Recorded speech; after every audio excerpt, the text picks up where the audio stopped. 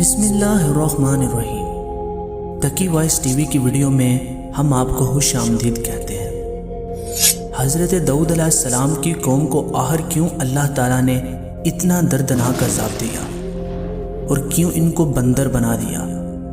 یہ قوم کون سا ایسا گناہ کرتی تھی کہ جس کی وجہ سے ان پر اتنا دردناک عذاب آیا؟ اور جب یہ لوگ بندر بنے تو یہ اپنے عزیز و اقارب کو دیکھ کر کیا کرنے لگے؟ اور آخر یہ لوگ بندر بننے کے بعد کتنی دیر تک زندہ رہے؟ اور کیا آج کے بندر ان کی ہی نسل سے ہیں؟ یعنی آج کے بندر ان کی ہی اولادیں ہیں؟ ان سب سوالات کے جواب جاننے کے لیے ہماری ویڈیو کو اینڈ تک ضرور دیکھیے گا۔ یہ واقعہ یہاں سے شروع ہوتا ہے کہ حضرت داؤد علیہ السلام اور ان کی قوم سمندر کے کنارے ایک ایلا نامی بستی میں رہتے تھے۔ ان کی تعداد 70,000 کے قریب تھی۔ یہ قوم بہت ہی خوشحال زندگی بسر کر رہی تھی اور یہ اللہ تعالیٰ کے بہت فرما بردار تھے۔ اللہ تعالیٰ نے اس قوم کو بے شمار نعمتوں سے نوازا تھا۔ چونکہ یہ قوم سمندر کے کنارے آباد تھی، ان پر اللہ تعالیٰ کے خصوصی کرم کی وجہ سے سمندر کے کنارے بے شمار مچھلیاں آتی تھیں۔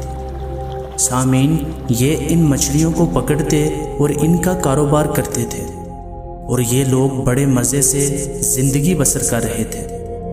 جب یہ قوم اللہ تعالیٰ کی دی ہوئی نعمتوں کی وجہ سے خوشحال ہو گئی تو اللہ تعالیٰ عز و جل کی نافرمانی کرنے لگی اور بہت سے گناہوں میں مبتلا ہو گئی۔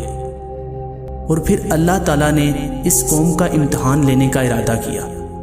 اللہ تعالیٰ نے حضرت داؤد علیہ السلام کو وحی کی کہ اپنی قوم کو ہمارا حکم سنا دیں کہ وہ ہفتے والے دن مچھلی کا شکار نہیں کر سکتے، کیونکہ اب سے ہفتے والے دن مچھلی کا شکار کرنا ان پر حرام کر دیا گیا ہے۔ جب حضرت داؤد علیہ السلام نے اپنی قوم کو یہ بات بتائی تو وہ یہ بات سن کر بہت پریشان ہو گئے، کیونکہ ہفتے کا دن ہی وہ دن تھا جس دن اتنی مچھلیاں ہوتی تھیں کہ آسانی سے ہاتھ کے ساتھ بھی پکڑی جا سکتی تھی، جبکہ اس کے مقابلے میں باقی دنوں میں مچھلیاں بہت ہی کم یعنی نہ ہونے کے برابر ہوتی تھی۔ اس قوم کا گزر بسر ان مچھلیوں کے شکار سے ہی ہوتا تھا۔ دوستو، جب ان کو یہ بات پتہ چلی تو وہ سارے سر جوڑ کر بیٹھ گئے، یہ جانتے ہوئے بھی کہ یہ اللہ تعالیٰ کی طرف سے آزمائش ہے۔ یہ قوم بربادی کی طرف چل پڑی۔ ہوا یہ کہ شیطان، جو کہ انسان کا ہمیشہ سے کھلا دشمن رہا ہے، وہ ایک انسان کی شکل میں آیا اور ان لوگوں کو گمراہ کرنے لگا۔ اس ملعون نے ان کے دماغ میں یہ وسوسہ ڈالا کہ اللہ تعالیٰ نے تو ہفتے کے دن شکار پکڑنے کو منع کیا ہے، تو ہم ایسا کرتے ہیں کہ ہفتے کے دن جال لگا دیا کریں گے اور پھر اگلے دن یعنی اتوار کو باہر نکال لیا کریں گے۔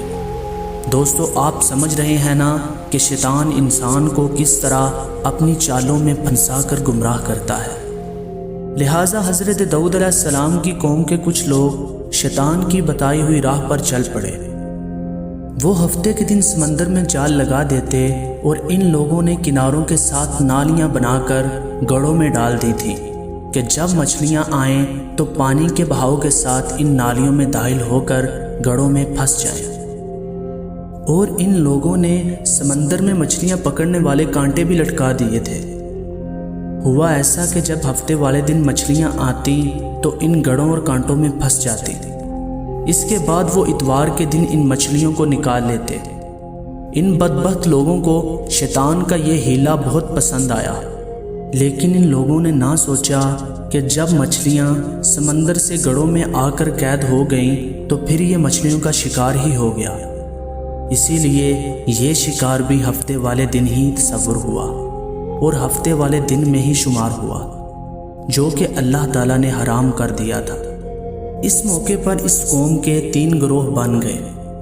کچھ لوگ وہ تھے جو اس طرح شکار کرنے کو غلط جانتے اور لوگوں کو سمجھاتے اور ان کو منع کرتے کہ یہ شکار ہفتے کے دن کا ہی ہے، ایسا نہ کرو اور اللہ سے ڈر جاؤ۔ اور کچھ لوگ وہ تھے جو اس کام کو غلط سمجھتے اور خاموشی اختیار کرتے، اور باقی وہ بدبخت لوگ تھے جو شیطان کے بتائے ہوئے راستے پر چل پڑے۔ وہ اپنی سرکشی میں اتنا آگے بڑھ گئے کہ اللہ تعالیٰ کی سرعام نافرمانی کرنے لگے۔ کافی سمجھانے کے بعد بھی جب وہ لوگ نہ سمجھے تو اس قوم کے وہ لوگ جو اس شیطانی عمل میں نہ پڑے تھے، انہوں نے اپنے اور ان نافرمانوں کے درمیان ایک دیوار قائم کر دی۔ دیوار کے ایک طرف وہ لوگ رہتے تھے جو اللہ تعالیٰ عز و جل کے فرما بردار تھے اور ہفتے والے دن مچھلی پکڑنے کو دل سے برا جانتے تھے، اور دوسری طرف وہ جو سرکشی میں اتنا آگے نکل چکے تھے کہ اب بس ان پر عذاب آنے ہی والا تھا۔ یہ لوگ اللہ تعالیٰ کے حکم کی کھلا مخالفت کرتے اور ہفتے والے دن مچھلیاں پکڑتے۔ ان گمراہوں کی تعداد 12,000 کے قریب تھی۔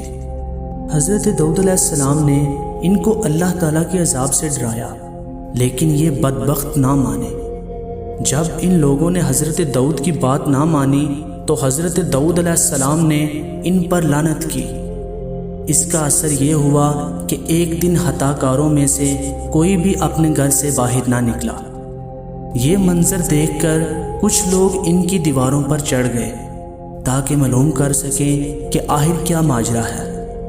جب ان لوگوں نے ان نافرمانوں کو دیکھا تو وہ سب کے سب بندر بن چکے تھے۔ اللہ تعالیٰ نے ان کی نافرمانی کی وجہ سے ان پر اپنا دردناک عذاب نازل فرمایا اور ان کو بندر بنا دیا۔ جب لوگ ان مجرموں کا دروازہ کھول کر ان کے گھروں میں داخل ہوئے تو وہ بندر اپنے رشتہ داروں کو پہچانتے تھے اور ان کے پاس آ کر ان کے کپڑوں کو سونپتے اور زاروں قطار روتے تھے، لیکن وہ کچھ بول نہ سکتے تھے۔